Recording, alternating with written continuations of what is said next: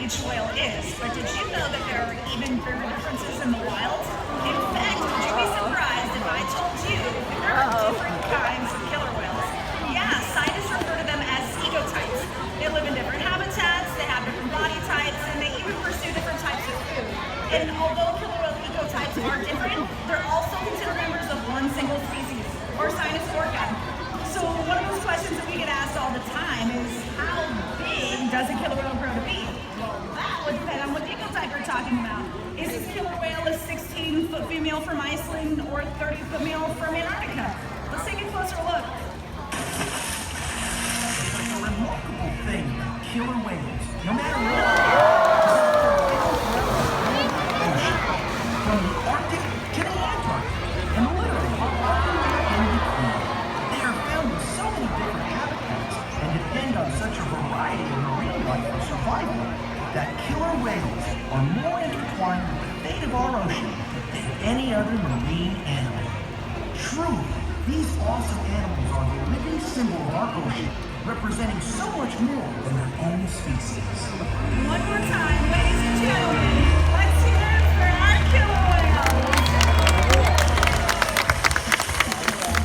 All right, so now it's time to answer some of your excellent questions. So here we go. First question. Oh yeah, so many people wonder about what it's like to be a trainer. In fact, raise your hands out there if any of you have ever wanted to be an animal trainer. Oh wow, that's a lot of hands. Well then I think you should meet our dedicated team that interact with our family of whales. On the far end of the stage, we have Mike Miz. On stage, we have Vicky. Once again, I'm Autumn. And working with Quirky is Emily. And our trainers are so passionate about what they do here every single day. In fact, that makes me think of another one of your great questions. Do the trainers talk to the whales? I'm gonna let you answer that one, Autumn. Well, that is a great question. We may not talk to the whales the way that you and I talk to each other, but we have taught the whales different hand signals that help us to communicate with them.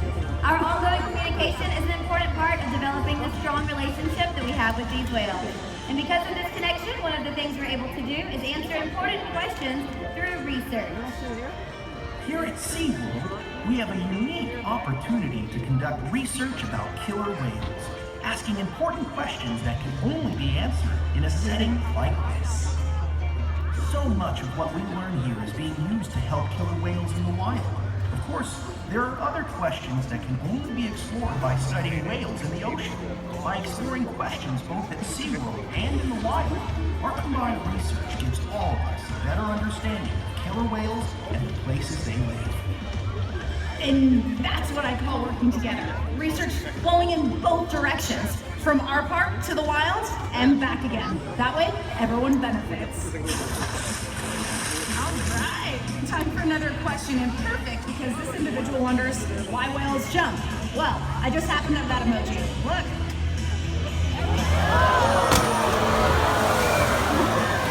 You know, killer whales communicate in a lot of different ways.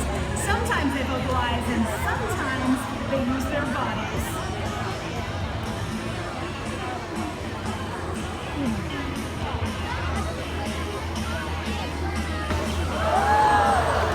And a jump like you just saw, it's called a breach. They're actually making a sound on top of the water. And when a whale uses their bodies to slap the water, it really creates a commotion, both above and below the surface. And this could be just to show their excitement, or maybe to display a little power, or just get the attention of the other whales.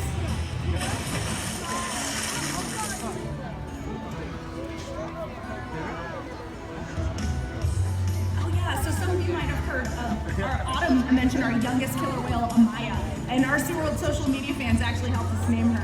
Here at SeaWorld, we're so lucky because we're able to watch newborn killer whales rely on their mothers from everything, from that very first moment of birth. As a calf grows and gains some independence, it is looked after by other whales in the pod too. They help the mother protect the calf, teach it survival skills, and show the calf how to bond and play. Killer whales live in family-like groups known as pods. Like human families, their pods can range in size, from just a handful of whales up to a few dozen. Oh wow, that's a lot of questions, but believe it or not, we get them here every day. We sure do. Killer whales communicate using all sorts of sounds. Let's listen.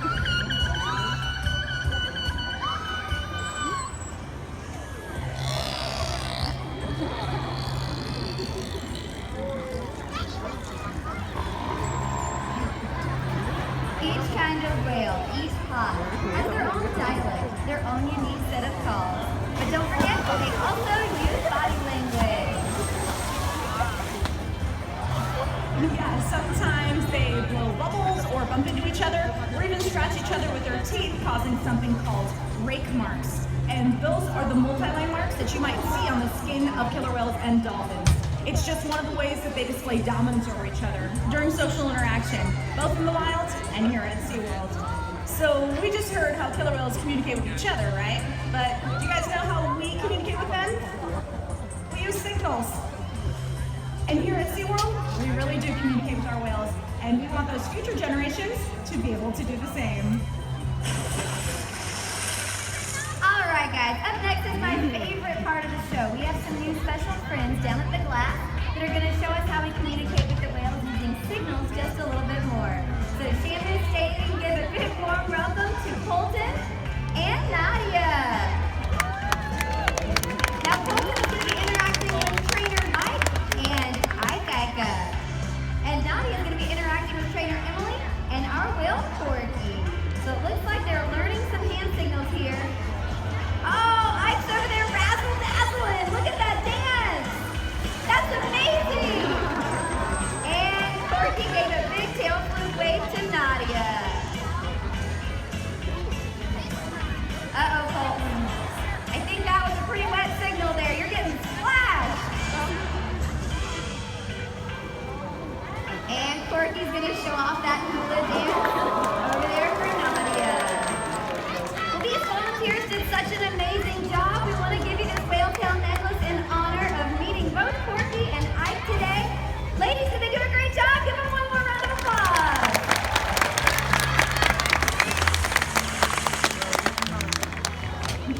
Oh, who takes care of you, Shamu? I love this question because it lets us show all of you how much we really care about these extraordinary animals. So, Autumn, is everyone ready? We sure are.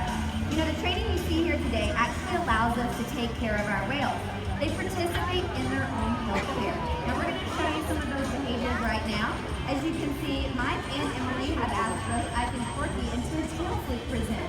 Now, this is a ventral lineup with their belly facing up towards the sky. And they're able to stay in this position for our veterinarian staff to come in close and actually collect a blood sample from those tail flukes. Their veins are very close to the surface there, and that's the best possible way to do it. Now, Corky, she's showing off here in the slide out. This is more than an excellent photo opportunity. This is a way for us to obtain an accurate weight on the whales. We have a giant scale in one of our back pools that the whales can slide up on, just like you see here. And we track their weight to make sure the whales are healthy and our calves are growing properly. The high energy behaviors such as fast swims and breaches are behaviors that killer whales do out in the open ocean as well as right here at SeaWorld. Focus your attention across the pool at Ike. Now these behaviors ensure that all of our animals are growing healthy. And I know that our guests also always wonder, how much does a killer whale need to eat every day to stay healthy? Well, just like us, each killer whale has different dietary needs. For instance, Corky, who's an 80 or 100-pound animal, eats right around 180 pounds of fish every day. Now, Amaya, who is 22 months old, eats right around 45 pounds of food a day. It's important to note that the whales get all of their food, no matter what they do, each and every day. And because we've been able to determine